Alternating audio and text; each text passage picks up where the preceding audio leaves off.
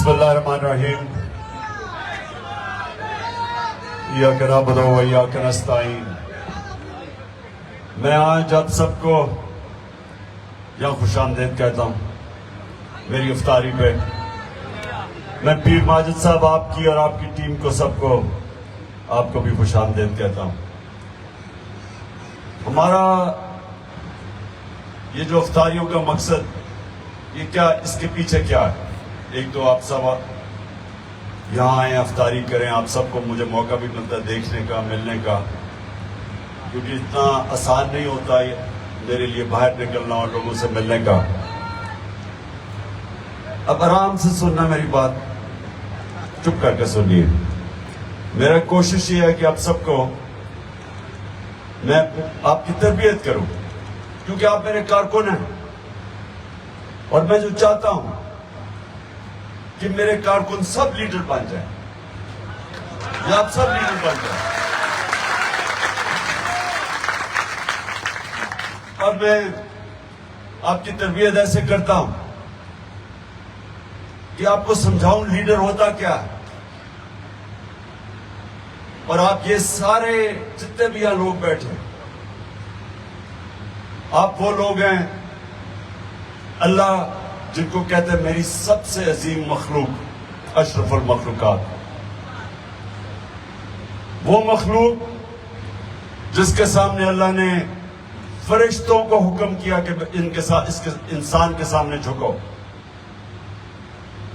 اور پھر جب ابلیس نے کہا کہ میں آگ کا ہوں اور یہ مٹی کا، میں نہیں جھکتا، تو اللہ نے فرشتوں کو کہا کہ تمہیں بھی نہیں پتا میں نے کتنی صلاحیت دی ہے اس آدم کو، اور ہم سب کو بھی نہیں، زیادہ تر ہم لوگوں کو پتہ ہی نہیں چلتا کہ اللہ نے ہمیں کتنی صلاحیتیں دی، ہماری زندگی نکل جاتی کیونکہ ہمیں پتہ ہی نہیں چلتا۔ تو جو آپ کو سمجھنا ہے اسلام کا، یہ جو اسلام جو میرے نبی صلی اللہ علیہ وسلم جنہوں نے قرآن کی گواہی دی اور ہمارے لیے وہ کتاب لے کے آئے جو ہمیشہ کے لیے ہمیں اس راستے پر لگانے کے لیے کتاب ہے، جس کے لیے آپ دعا مانگتے ہیں کہ اللہ، نماز جب پڑھتے ہیں کہ اللہ اس راستے پہ لگا جس راستے پہ تو نے نعمتیں بخشی انسانوں کو، یا وہ راستہ مانگ۔ 5 وقت کی نماز پہ صرف آپ ایک چیز مانگتے ہیں اللہ سے، وہ راستہ مانگتے ہیں، اور وہ راستہ نہیں جو تباہی کا راستہ ہے۔ یاد رکھیں کہ ہمارے عام طور پہ لوگوں کو یہ نہیں پتا نماز میں وہ مانگتے کیا اللہ سے۔ 5 وقت کی نماز پڑھتے ہیں، سوچ کچھ اور رہتے ہو، اللہ سے توجہ ہوتی نہیں ہے۔ ہم ایسے کرتے ہیں جس طرح کوئی ہم بس ایک پوری کر رہے ہیں، ایک رسم پوری کر رہے ہیں۔ ہم یہ نہیں سمجھ رہے کہ یہ کتنی امپورٹنٹ چیز ہے آپ کے لیے، تو اپنے غور سے سمجھنا ہے آپ۔ جب آپ اللہ سے مانگتے ہیں کہ اللہ ان کے راستے پہ لگا جن کو تو نے نعمتیں بخشی، تو یہ سمجھ جائیں کہ جس کو اللہ نعمتیں بخشتا ہے وہ انسان، اس کی پرواز اوپر چلی جاتی ہے، وہ ایک عظیم انسان بن جاتا ہے۔ جو سب سے زیادہ اللہ نے نعمتیں بخشی تھی وہ آپ سب جانتے ہیں کہ میرے نبی صلی اللہ علیہ وسلم، وہ کیسے کہ کسی انسان کو اتنی عزت نہیں ملی، کسی انسان نے زمین پہ آ کے اتنے کارنامے نہیں کیے جو ایک انسان نے کیے۔ کسی انسانی تاریخ میں کوئی انسان کی اچیومنٹ وہ نہیں ہے جو میرے نبی صلی اللہ علیہ وسلم۔ تو ان کی زندگی، جب اللہ حکم کرتا ہے کہ ان کی زندگی سے سیکھو، ان کی سنت سے، ان کی شریعت سے، ان کے راستے سے، تو اللہ اصل میں تمہیں کہہ رہا ہے کہ اگر تم نے اوپر جانا ہے، عظیم انسان بننا ہے، تو ان کی زندگی سے سیکھو۔ اصل میں یہ ہے ہمارے نوجوان جو سوچتے ہیں بڑے بڑے خواب، تو وہ پڑھتے ہیں جناب بل گیٹس کیسے اتنا بڑا اس کی کتاب پڑھتے ہیں، اسٹیو جابز، یہ بڑے بڑے کامیاب لوگ ہیں، ان کی کتابیں پڑھتے ہیں کہ ہم بھی سیکھیں کہ وہ کیسے کامیاب ہوئے۔ میں جب اسٹوڈنٹ تھا تو میں کرکٹر بننا تھا تو میں بڑے بڑے کرکٹرز کے ان کی کتابیں پڑھتا تھا کہ وہ کیسے بڑے کھلاڑی بنے. تو اللہ جب آپ کو حکم کرتا ہے کہ ان کی زندگی سے سیکھو تو آپ کو اصل میں کہہ رہا ہے کہ اگر آپ نے عظیم انسان بننا تو ان کی زندگی کے اوپر عمل کرو, سیکھو. تو یہ یاد رکھیں کہ یہ آپ کے بھلے کے لیے ہے.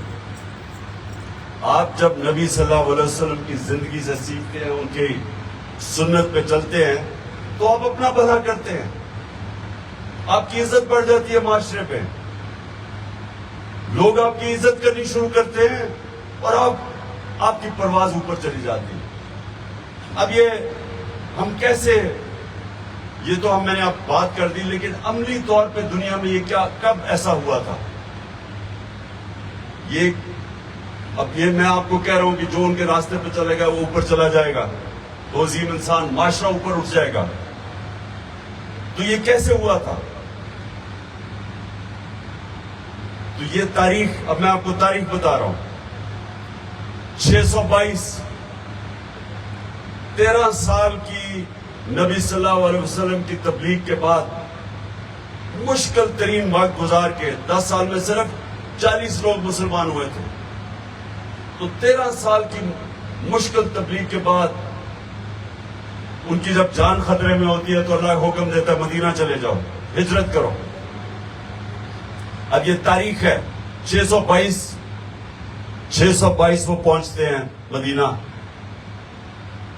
اور ابھی پہنچتے ہیں, ابھی غریب ترین حالات میں پہنچتے ہیں کیونکہ سب کچھ تو وہ چھوڑ آتے ہیں مکہ میں.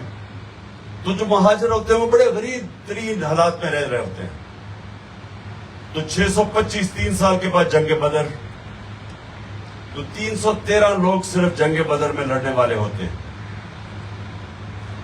اور 625 دونوں طرف دنیا کی بڑی سپر پاورز تھی. 2 سپر پاور, ایک پرشین ایمپائر اور دوسری طرف رومن بیزنٹائن ایمپائر.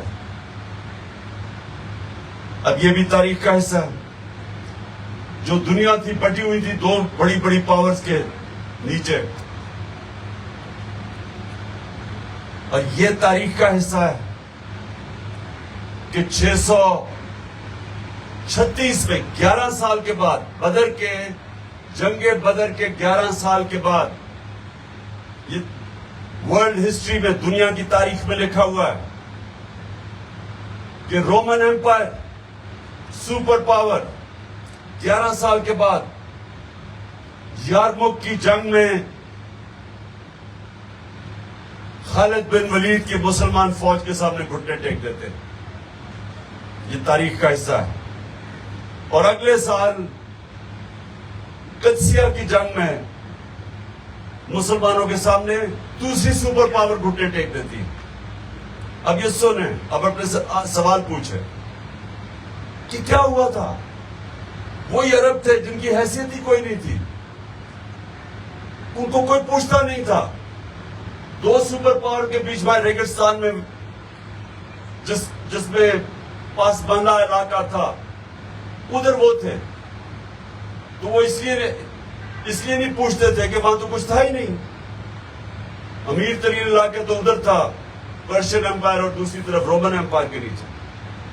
اب یہ تاریخ کا حصہ ہے کہ وہ کیسے وہی لوگ چینج ہوئے, انہی لوگوں نے دنیا کی امامت کی. تاریخ کا حصہ ہے. ایک کتاب ہے, بڑی مانی ہوئی کتاب ہے گبنز کی, ورلڈ ہسٹری. اس میں وہ لکھتا ہے کہ یہ کیا ہوا, ایک دم کہیں سے یہ لوگ آئے اور انہوں نے دونوں پاورز ان کے سامنے گھٹنے ٹیک گئی. تاریخ کا حصہ ہے, لیکن ان کو سمجھ نہیں آتی یہ ہوا کیا. اور افسوس یہ ہے کہ ہمیں بھی یہ سمجھ نہیں آتی. ہم نے بھی اس کے اوپر تجزیہ نہیں کیا کہ یہ ہوا کیا تھا, کیا ہوا تھا. پوچھیں نا اپنے آپ سے کہ کیسے وہی لوگ, جو اب میں پھر سے آپ کو ادھر آتا ہوں کہ اللہ نے آپ کو اشرف المخلوقات بنایا, سب سے عظیم مخلوق. جب فرشتوں کو کہا تمہیں بھی نہیں پتا کہ میں نے کتنی صلاحیت دی ہے انسان میں. اور پھر اور اسی کو مولانا رومی جو مجھے بڑی اس کی چیز پسند ہے وہ کہتا ہے اللہ نے جب تمہیں پر دیے ہیں کیوں زمین پہ چونٹیوں کی طرح رینگ رہے ہو؟ کہ جو پر انسان کو ملتے کیسے؟ اب وہ جو آپ نماز میں 2 راستے مانگتے ہیں اللہ ان کے راستے پہ لگا جن کو نعمتیں بخشی، وہ نہیں جو تباہی کے راستے پہ چلے گئے. تو یہ جو 2 راستے ہیں، ایک ہے آپ کی عظمت کا راستہ، دوسری آپ کی تباہی کا راستہ. دوسرے راستے میں باوجود کہ اللہ نے ہمیں پر دیے وہ انسان چونٹیوں کی طرح رینگتا ہے. اور جو مشکل راستہ، یہ یاد رکھیں آپ جو مانگتے ہیں سیدھا راستہ، مشکل راستہ ہے کیونکہ وہ نبی صلی اللہ علیہ وسلم کا راستہ ہے. ان کی زندگی آسان نہیں تھی، مشکلوں آخر تک ایک کے بعد دوسری مشکل آتی تھی ان کی زندگی میں. لیکن اللہ نے انسان کو بنایا کیسا ہے کہ جتنی وہ مشکلوں کا سامنا کرتا ہے انسان اور تکڑا ہو جاتا ہے. صرف ایک چیز ہے کہ جب تک انسان ہار نہیں مانتا، کوئی ہار اس کو ہرا نہیں سکتی. یہ بڑا ضروری ہے آپ کو سمجھنا. لیکن ہار وہ نہیں مانتا، خاص طور پہ وہ انسان جس کے اوپر اللہ پہ وہ ایمان رکھتا ہے. وہ جب میدان میں نکلتا ہے وہ کہتا ہے اللہ جو بھی میرے پاس سامنے مشکلیں آئیں گی میں اس کا مقابلہ کروں گا. ہار نہیں مانتا. یہ جو آپ کو سمجھنے کی بات ہے اوپر جانے کا، میں آپ کو بتا رہا ہوں آپ کی لیڈر آپ کیسے بنیں گے. لیڈر آسان راستہ لے کے نہیں بنتا، کیونکہ وہ جب آپ نبی صلی اللہ علیہ وسلم کا راستہ مانگتے ہیں تو آپ تو ان کی زندگی دیکھ رہے، جب سے نبوت ملی اور جب وہ دنیا سے گئے وہ مشکل راستے تھے. وہ ہر وقت ان کو مشکلوں کا سامنا کرنا پڑا، لیکن مشکلوں نے ان کو طاقت دے دی. جب آپ مشکلوں کا سامنا کرتے ہیں آپ اور طاقتور ہو جاتے ہیں.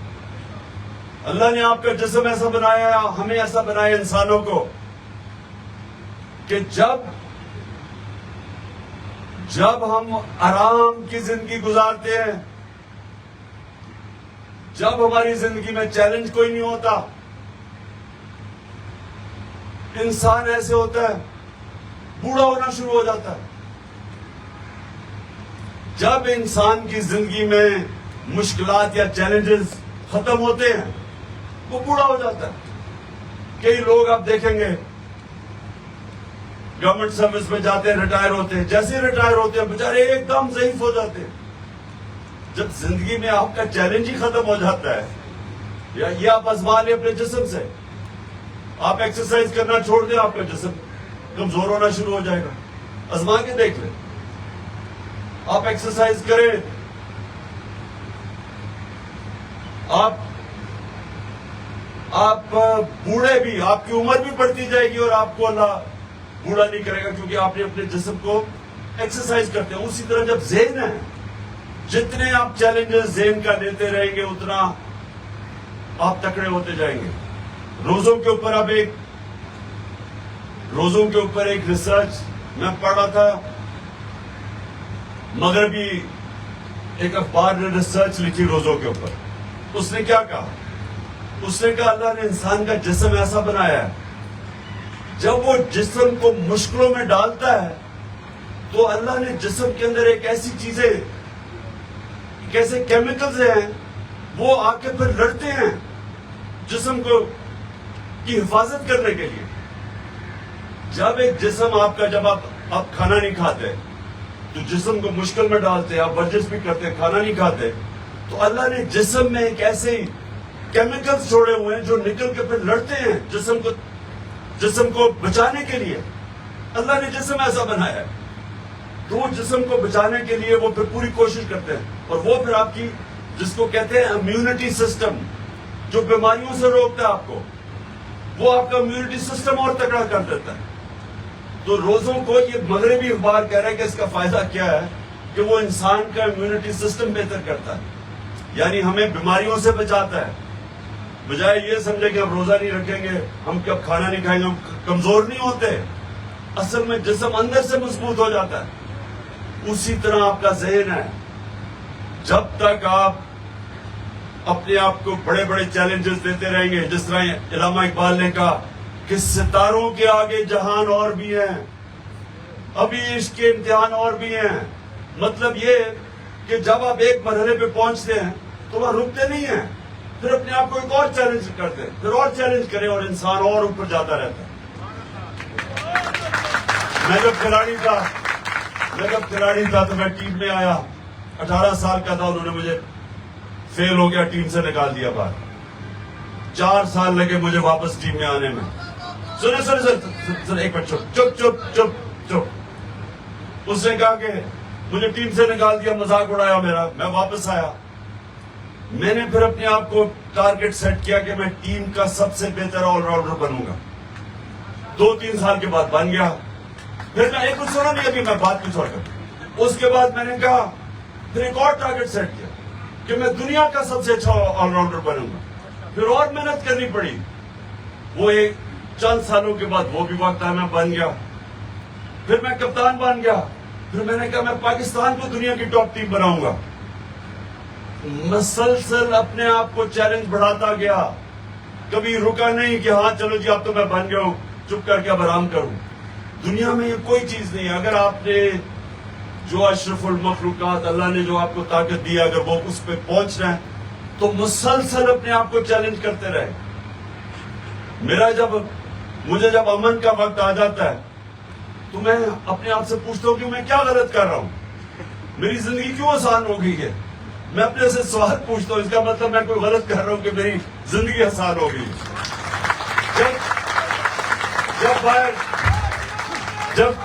جب باہر ٹیئر گیس اٹیک شٹیک ہوتے ہو تو میں پھر تکڑا ہو جاتا ہوں. میں کہتا ہوں اب میں کچھ ٹھیک کر رہا ہوں. میں یہ سمجھتا ہوں کہ ہاں اب میں زندگی میں چیلنجز لے کے آگے بڑھ رہا ہوں. تو آپ نے بھی زندگی سے دیکھیں, کبھی مشکل وقت سے گھبرایا نہیں کرتا مسلمان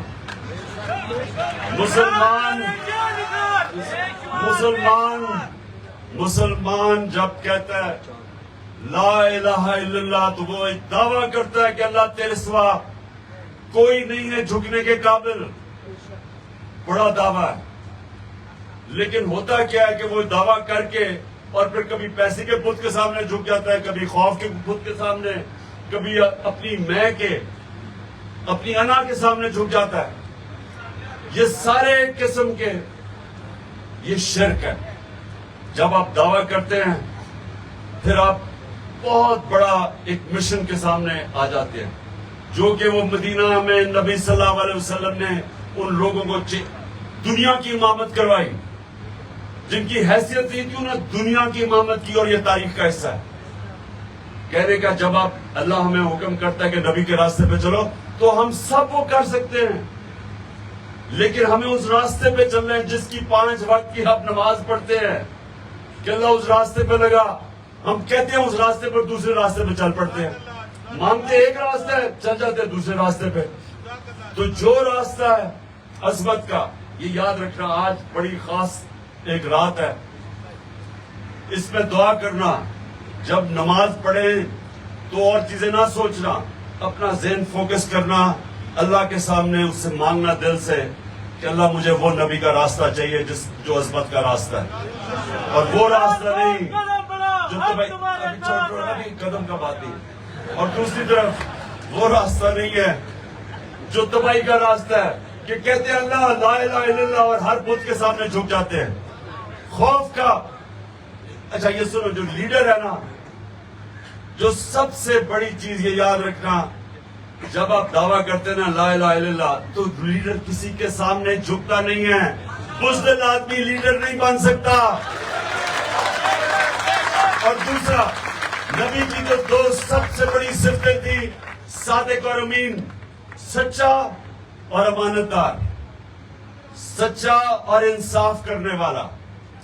یہ 3 صفتیں ہیں جس کے بغیر آدمی لیڈر نہیں بن سکتا, اور آپ نے سب نے لیڈر بننا ہے. اور آپ نے یہ یاد رکھنا ہے کہ صرف پرواز آزاد انسان کی ہوتی, غلام کی پرواز اوپر نہیں ہوتی. آزاد انسان صرف اوپر جا سکتا ہے. اچھا جی, اب ہم دعا کریں, سارے دعا کریں, کیونکہ روزہ کھول کے اذان سے پہلے ہاتھ اٹھاؤ کہ اللہ پاکستان کو وہ ملک بنا، وہ عظیم ملک بنا جو مدینہ کے ریاست کے اصولوں کے اوپر کھڑا ہو۔ اللہ پاکستان میں عدل اور انصاف قائم کرنے کی ہمیں ہمت دے۔ اور اللہ ہمارے ملک میں کوئی انسان جو بھی اس کا دین ہو، مسلمان ہو، ہندو ہو، سکھ ہو، مسیح ہو، جو بھی ہو، کوئی ہمارے ملک میں انسان بھوکا نہ سوئے۔ اور یہ خاص طور پہ پختونخوا اور قبائلی علاقے سے جو لوگ آئے ہوئے نا یہاں، میاں والی کے بھی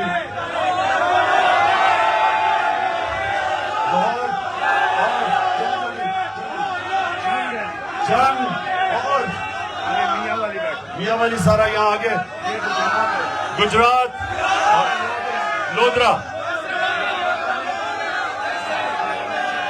آئی ڈی ایف بھی ہے۔